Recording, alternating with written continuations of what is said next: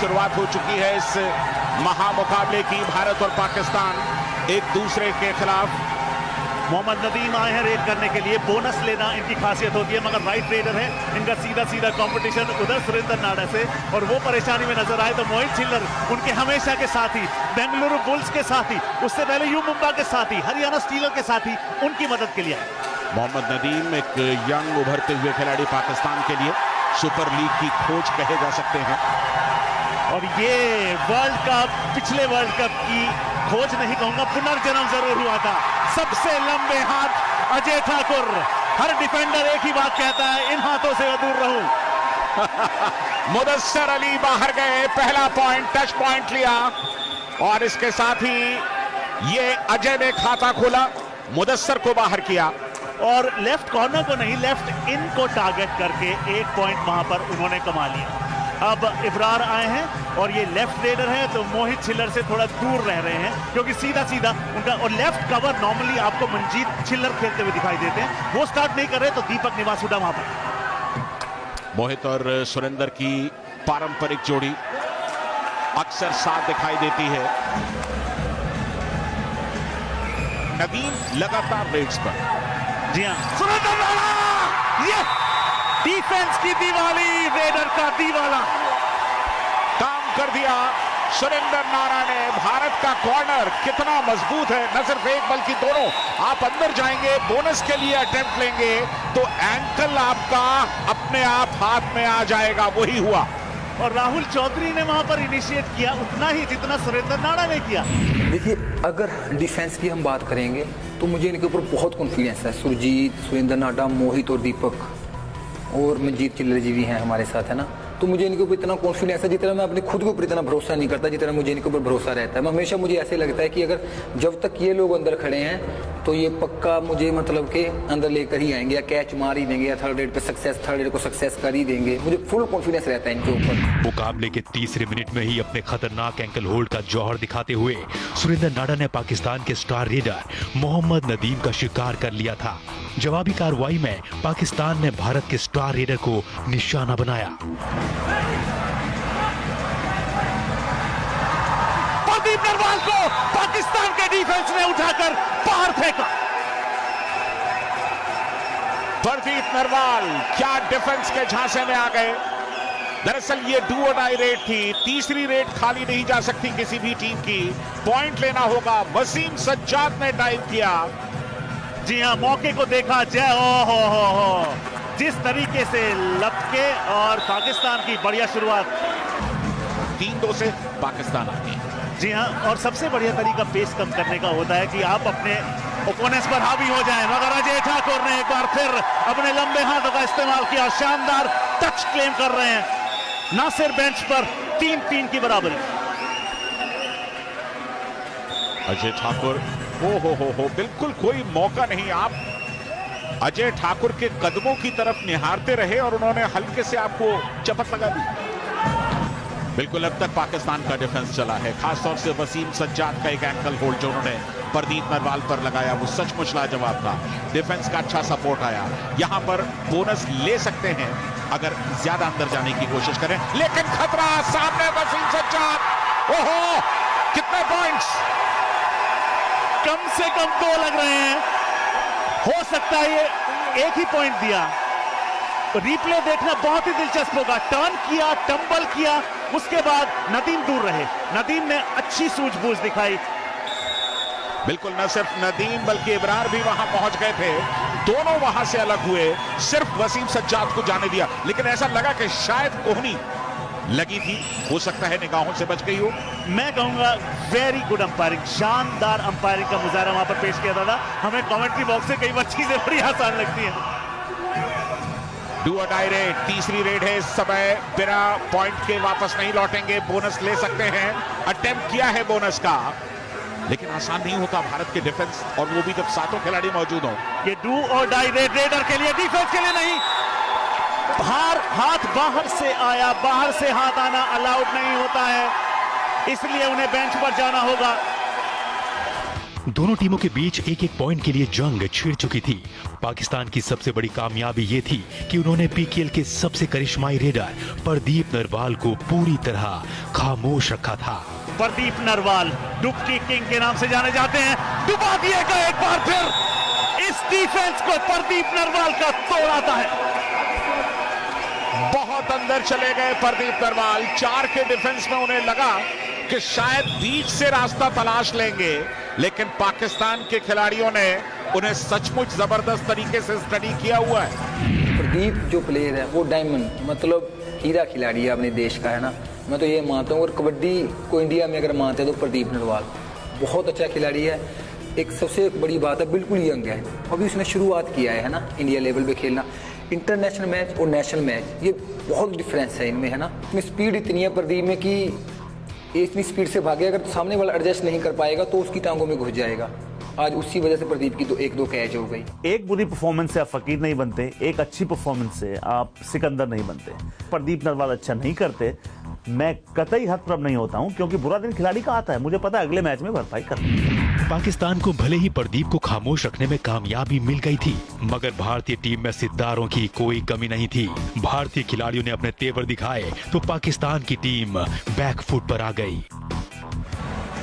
चूंकि प्रदीप नरवाल फिलहाल उपलब्ध नहीं है, इसलिए राइट रेडर अजय ठाकुर एक बार फिर रेड करते हुए, दादा आप सोचते कहीं ना कहीं आगे जाके मनजीत छिल्लर को लाना चाहिए, क्योंकि डिफेंस से उतने पॉइंट नहीं कमा। अजय ठाकुर उड़ देखा, इब्रार आ रहे हैं, उनके शिकंजे से उड़ गए।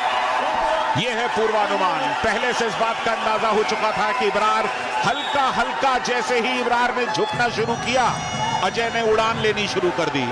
ये गगन छोटा पड़ जाए तेरी उड़ान ऐसी हो, ये चमन सारा खिल जाए तेरी महक ऐसी हो। वाह क्या मुकाबला, वाह क्या शुरुआत। वो तकरीबन बहुत उसकी हाइट है, वो दूर से हैंड टच करता है, तो काफ़ी मैच्योर प्लेयर है। वो थोड़ा लंबा है, रीच भी ज़्यादा है और तेज़ है थोड़ा, बाकी प्लेयर्स की निस्बत तेज़ है, और उसको कद का भी एडवांटेज है। बाजू लंबे है, उसकी टांगे लंबी हैं, तो फिर वो टच पे है ना, बोनस पे भी है उससे एडवांटेज, लेकिन टच पे ज़्यादा खेलता है। अजय ठाकुर के सबसे लंबे हाथ हाइट भी सबसे बड़ी है, उनके हाथ भी लंबे बड़े, स्टैचर भी बहुत बड़ा है। और जब उनकी परफॉर्मेंसेस आप देखते हैं तो खुद में बोलती हैं। और इस मैच में उन्होंने 8 पॉइंट लिए थे और फिनेस के साथ लिए थे, ये नहीं क्योंकि सुपर हिट लगाई थी उन्होंने। Kabaddi masters Dubai 2018 back tracking skills, Surjeet bench पर, पाकिस्तान को 1 अंक। पैडी यहां पर गलती सुरजीत की थी, ये डू और डाई रेड थी। डिफेंस को इतना अटैक पर जाने की जरूरत नहीं थी, क्योंकि पूरा प्रेशर यहां पर रेडर पर था। भारत के रेडर्स को पाकिस्तान के डिफेंस ने चलने नहीं दिया। भले ही भारत के पास 1 अंक की लीड हो, पर मानसिक तौर पे अब तक ये मुकाबला पाकिस्तान ने जीता है। बड़ी सुपर लीग के बाद पाकिस्तान की कबड्डी भी सचमुच इंप्रूव होने लगी है। क्या वो लॉबी में गए? और अगर लॉबी में गए तो उससे पहले क्या टच मारा था? लो स्कोरिंग एनकाउंटर, ये अंक दे दिया गया भारत को। बिना टच के आप लॉबी में प्रवेश नहीं कर सकते। वो जो ऑरेंज ट्रैम लाइंस आप देख रहे हैं, उन्हें लॉबीज कहा जाता है। टच के बाद ही आप उसका उपयोग कर सकते हैं। राहुल चौधरी लॉबीज में कॉन्फिडेंट हैं। जी हां, 1 और अंक भारत को, 7-5 भारत के फेवर में स्कोर। काशिफ रज्जाक को बाहर जाना पड़ा है। 3 पॉइंट्स की लीड है भारत के पास, लेकिन ये लीड कोई मायने नहीं रखती। 12 मिनट का खेल पूरा हो चुका है। पहले हाफ में ब्लॉक करने की कोशिश, बहुत अच्छा एंगल नहीं, लेकिन उसके बावजूद कामयाब। डिफेंस के हौसले बुलंद, रेडर के वापसी के रास्ते बंद। थोड़ी देर पहले पिछले पॉइंट से वापस आ गए थे प्रदीप नरवाल, मगर यहां पर सुरजीत उससे पहले आ गए थे, इसलिए उन्होंने राइट कवर की भूमिका बखूबी तरीके से निभाई। राहुल चौधरी, नाम तो सुना होगा दादा आपने? बिल्कुल, सारी दुनिया ने सुना है, क्योंकि ये भारतीय कबड्डी के पोस्टर बॉय हैं। सबसे ज्यादा पॉइंट्स इनके खाते में जमा है, और क्या गजब का प्रदर्शन करते हैं। यहां सुपर टैकल की एक बार फिर गुंजाइश हो सकती है। डिफेंडर आउट, मेरे ख्याल से एक खिलाड़ी एंड लाइन के बाहर चला गया, और ऐसा होने पर पॉइंट जाता है रेडिंग साइड के खाते में, यानी कि भारत के खाते में 1 और अंक, 10-7, यानी कि 3 पॉइंट्स की बढ़त भारत के। बिल्कुल, कबड्डी का खेल ताकत का ही नहीं, मस्तिष्क का भी इम्तिहान लेता है। टैलेंट कहाँ है और कहाँ है कमी, ये सब पहचान लेता है। रोहित ने पहचान लिए हैं कि 2 डिफेंडर्स हैं, एक को टारगेट किया, संतुष्ट नजर आ रहे हैं, क्योंकि अब जब रेड करने जाएगी पाकिस्तान तो वो लास्ट मैन स्टैंडिंग होगा। हो गया क्योंकि ये डू और डाई रेड थी, बिना पॉइंट के वापस नहीं लौट सकते थे। ये देखिए रोहित ने नदीम का शिकार किया। 14-8। ये देखिए किस तरह से नदीम को टच किया और एंड लाइन से पीछे निकल गए कप्तान खुद। तो इस तरह से पाकिस्तान ऑल आउट हो गया। बिल्कुल इजीली का मतलब ऐसा है ब्रदर, शुरू में तो आप यकीन मानिए मेरे ऊपर प्रेशर बढ़ता जा रहा था। जैसे प्रदीप की 2 कैच हो गई, राहुल की हो गई, 1-2 डिफेंस में हमारे शुरू से मिस्टेक हो गई, मेरे ऊपर एकदम थोड़ा प्रेशर आया। मैं इनको मेंटेन करने लगा कि यार थोड़ा रोक है, क्योंकि मुझे ये पता है कि हम लंबा लेके चल सकते हैं गेम को। हमारी टीम की स्ट्रेंथ ऐसी है, हमारा जो बेंच स्ट्रेंथ है वो भी बहुत अच्छा है, जो हमारा स्टैंड बाई है वो जो अंदर फर्स्ट 7 है उनसे भी अच्छा है। तो मैं ये चाहता हूँ कि हम जल्दबाजी ना करें, हम किसी भी टाइम मैच को लेके आ सकते हैं वापसी, हमारे पास इतनी स्ट्रेंथ है हमारे पास। तो मैं इनको यही बोल रहा कि प्लीज़ जल्दबाजी मत कीजिए, प्लीज़ जल्दबाजी मत कीजिए। इस ऑल आउट ने पाकिस्तान को जड़ से हिलाकर रख दिया था। विपक्षी टीम बैकफुट पर आ गई थी। फर्स्ट हाफ खत्म होने में 5 मिनट से भी कम का वक्त बचा था और अजय ठाकुर की सेना पूरे फॉर्म में थी। पाकिस्तान का डिफेंस भी खासतौर से शुरुआती मिनट्स में बहुत जबरदस्त तरीके से चला। और ये देखिए, ये है झुंड का शिकार। हुजूर जाइए, बेंच पर आराम फरमाइए, ऐसा कहना है भारतीय डिफेंस का। कैसर अब्बास रेड पर थे, निकलने की कोशिश की लेकिन एस्केप कहां से करेंगे। 7 डिफेंस। यह सबसे बड़ा संकेत होता है जब आपका कॉर्नर डिफेंडर अटेम्प्ट लेता है तो आपके कवर्स के लिए न्योता होता है आइए। और उस समय अच्छा किया कोई नहीं आया, क्योंकि वो पॉइंट्स गिफ्ट हो जाते। नासिर ने अटेम्प्ट किया था मगर मिड लाइन के बहुत ही करीब थे रेडर। पैडी नासिर ने आज 2 रिव्यू लिए हैं, दोनों में कामयाब हुए हैं, लेकिन उन्हें यह समझना चाहिए था कि रोहित उन्हें टेम्प्ट कर रहे थे जानबूझ करके और वो उनके ट्रैप में आ गए। इब्रार इस समय रेड पर, इब्रार और नदीम खासतौर से दोनों रेडर्स ने पाकिस्तान के लिए जिम्मेदारी संभाली हुई है। और दादा अगला जो मुकाबला होने वाला है वो आपके फेवरेट खिलाड़ी ताइदियो पियोक का है। क्या बात सुरेंद्र नाड़ा, ये हाथ नहीं ये फंदा है। दुबई के लोगों के लिए कबड्डी की ये क्या जबरदस्त सौगात है। सुरेंद्र नाड़ा थाइस पर गए, आमतौर पर एंकल लेते हैं, थाइस लेने का मौका मिला। प्रेशर है दोनों, प्रेशर तो है, लेकिन वसीम सज्जाद को भारत में खेलने का तजुर्बा भी। और अब भारत का वो बिल्कुल उंगलियां लाइन तक पहुंची लेकिन क्रॉस नहीं कर पाई। और जो टीम बढ़िया डिफेंस करती है वो इस बात का ख्याल रखती है कि जब आप झुंड में अटैक करते हैं तो कहीं से सांप की तरह कहीं से हाथ निकल कर ना आ जाए। आया जरूर था मगर उसे समय रहते वापस खींच लिया। यहां सुपर टैकल की गुंजाइश भी, ऑल आउट का खतरा भी। एक अंक पक्का और इसलिए एक ही अंक से संतुष्ट करना पड़ेगा। मगर नॉक क्या नॉक एक और दस्तक दे रहा ऑल आउट। बिल्कुल एक और दस्तक। ये तो मुझे लगता है कि तश्तरी में परोसा हुआ ये पॉइंट है। ऑल आउट के नजदीक पाकिस्तान तीसरी बार ऑल आउट हो सकता है। वक्त खत्म हो चुका है लेकिन ये रेड पूरी की जाएगी। और ये लग तो ये रहा है कि अजय ठाकुर ने एक बार फिर भारत के लिए वो कर दिया। एक ही अंक मिला है। एक बार तो मुझे लगा था शायद दूसरा ऑल आउट भी हो जाए और स्मार्ट वहां पर डिसीजन था दूसरे डिफेंडर का कि पास आए मगर फिर भी दूर रहे। 13 पॉइंट की लीड पहले हाफ में। फर्स्ट हाफ खत्म हुआ तो भारत के पास 13 पॉइंट की लीड थी और तो और पाकिस्तान के कोर्ट में सिर्फ एक खिलाड़ी बचा था। मतलब ये कि सेकंड हाफ की शुरुआत में ही पाकिस्तान पर एक और ऑल आउट का पहाड़ टूटने जा रहा था। तो क्या पाकिस्तान उस दूसरे ऑल आउट को रोककर भारत पर पलटवार कर पाया? सेकंड हाफ का पूरा रोमांच एक छोटे से ब्रेक के बाद।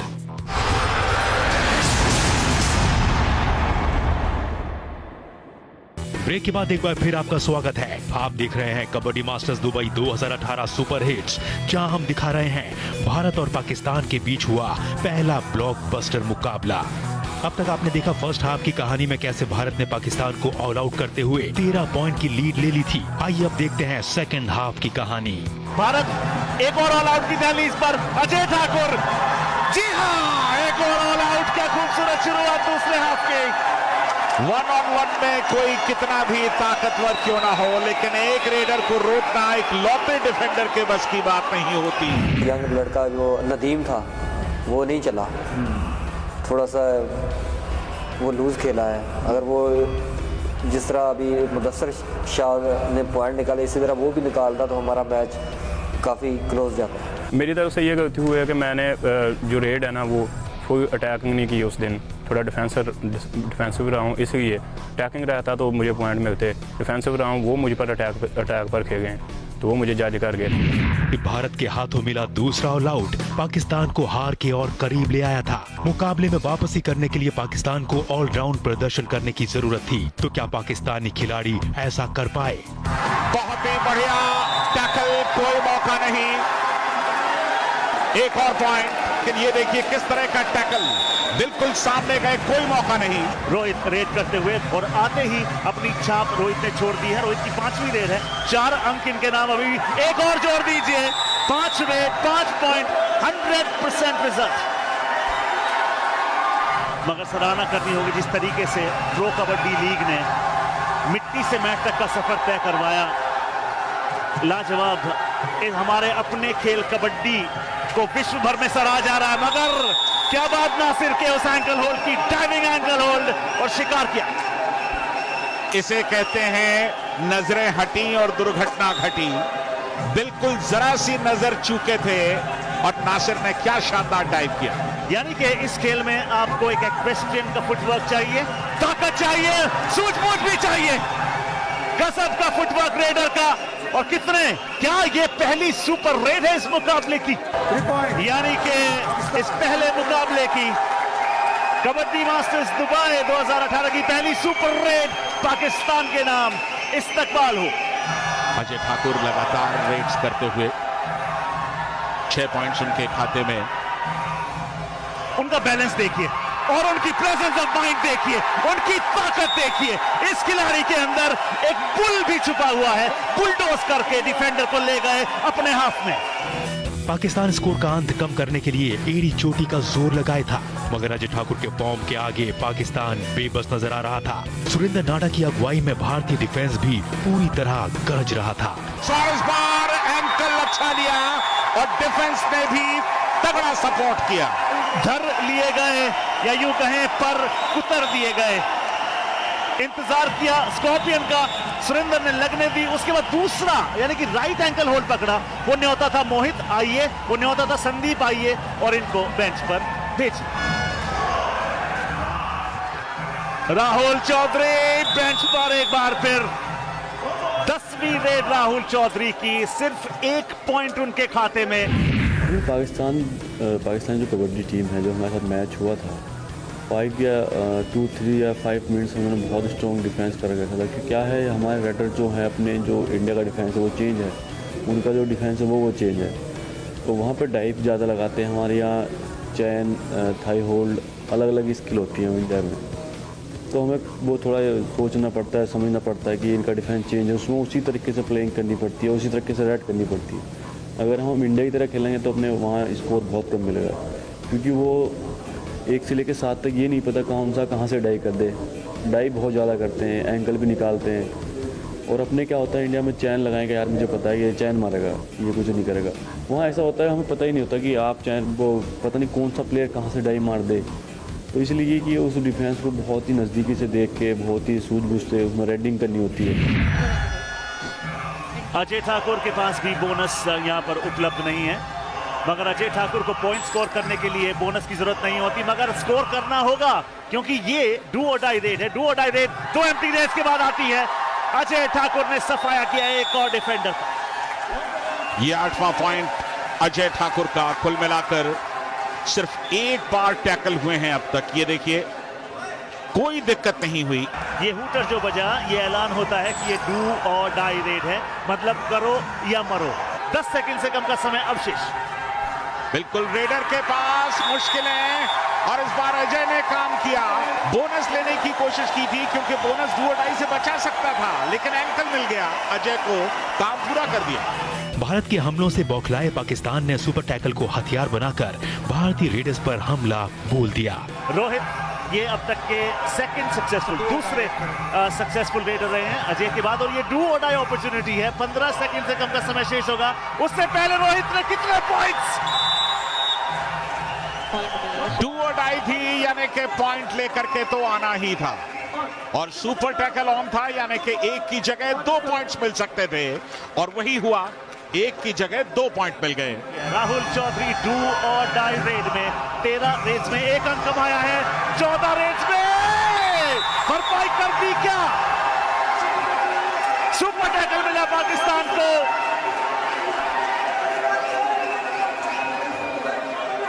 एक और सुपर टैकल यहां पाकिस्तान का। बढ़िया एस्केप का प्रयास था, लेकिन डिफेंस का सपोर्ट और सबसे बड़ी चीज की पूरी ताकत के साथ यहां पर राहुल को रोकने की कोशिश की गई। आखिरी मिनटों में पाकिस्तान की ये कोशिशें मुकाबले का नतीजा बदलने के लिए काफी नहीं थी। अपने शानदार प्रदर्शन की बदौलत भारत ने इस मैच में पाकिस्तान को करारी शिकस्त दी और ये मुकाबला यहीं समाप्त होगा। आखिरी रेड इस मुकाबले की, आबिद हुसैन उस रेड पर भी धर लिए गए। सुरेंद्र नाडा इस तरह से बैठे जैसे सोफे पर बैठ रहे हों, और इसके साथ ही भारत ने पहले ही मुकाबले में जबरदस्त आगाज किया, पाकिस्तान को एक तरफा मुकाबले में शिकस्त दी। दूसरी साइड देख लें, प्रदीप नरवाल था, वो बिल्कुल बैठ गया था। तो जब दूसरी साइड से रेडर चले हैं उनके, जिस तरह अभी रोहित चला है, अजय ठाकुर चला है, वहाँ से हमारे मैच जो है हमारे हाथ से फिसल गया। अजय ठाकुर चले, साथ में रोहित भी चले, क्योंकि एक रेडर चलता है तो दूसरा उनको और ज्यादा निखारता है। रेडिंग में अजय ठाकुर और रोहित कुमार ने भारत की तरफ से सर्वश्रेष्ठ प्रदर्शन किया। कबड्डी मास्टर्स दुबई 2018 के इस एपिसोड में इतना ही। अगले एपिसोड में एक और सुपरहिट मुकाबला लेकर होंगे हाजिर। तब तक के लिए हमें दीजिए इजाजत।